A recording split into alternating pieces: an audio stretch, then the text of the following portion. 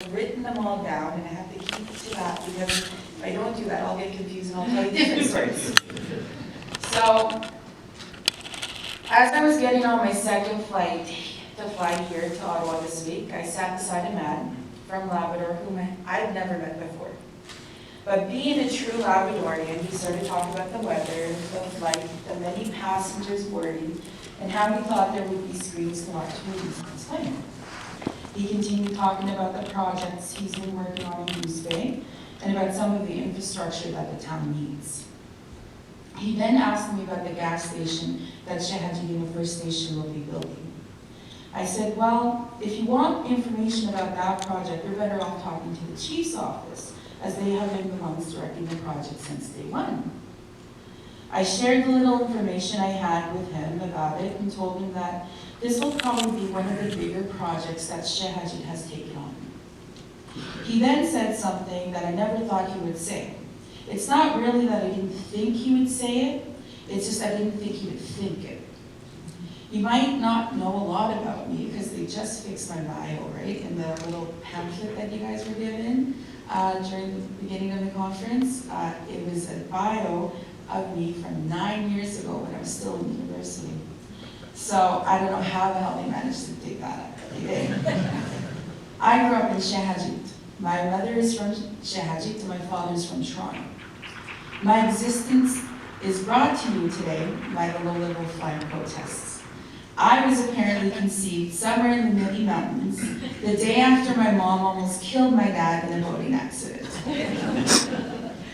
My mother was apparently thrown in jail during the protests. One time, I apparently saved her from getting sent back when she wouldn't let go of me to apprehend her. The police officers threatened to call the social workers and have me taken away. She told the officers they didn't have to call the social worker because beside her stood the social worker for the community, which was my father. She's never thanked me for getting her out of that jam, but I know she appreciates it. So my whole life has been about reconciliation. It's been about bringing two worlds together, having mutual understanding and respect. It's been about raising awareness. It's been about making people aware that we are not the forsaken ones or the misplaced. It's been about reminding people that we are not the less fortunate ones because we still have our culture, our values, our language, and our connection to our lands, Mujri, a part of Nipisinan, also unceded like the Algonquin territory we stand here today.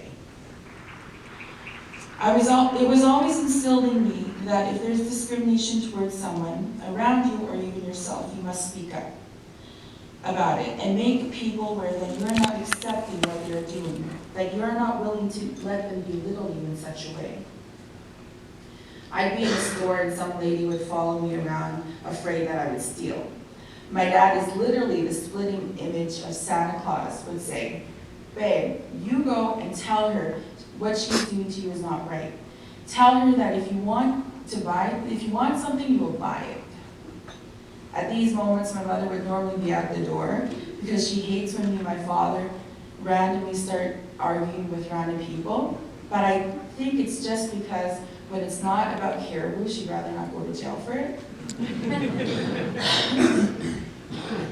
So required to be treated fairly and equally is something that I've done most of my life. It is something that I continue to do in my profession and in my role in Innu Development. But I think this mindset I hold has been instilled in my generation of the Innu by the founding fathers and mothers of the Innu Nation of Labrador.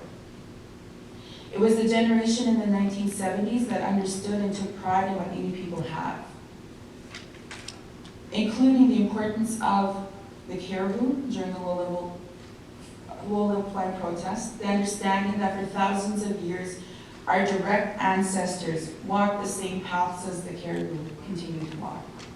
The importance of reclaiming self-determination and rebuilding sustainable Innu communities. Those are the goals for both of our Innu communities, Sheshashi and Rabashish. The goals of our communities are what Innu Development strives to reach. It is about understanding the bigger picture of what we stand for as an organization, as a business. It's about reaching the milestones set out for us by our community members. It's about knowing when to push and when to shove. and when to settle. Our organization is owned by the 2 Innu communities in Labrador. We are the economic arm for the Innu. We were developed 20 years ago at a time when our leaders knew we needed to become a part of the development of Labrador and the conversations. We have partnerships with reputable companies that understand the importance of our advancement.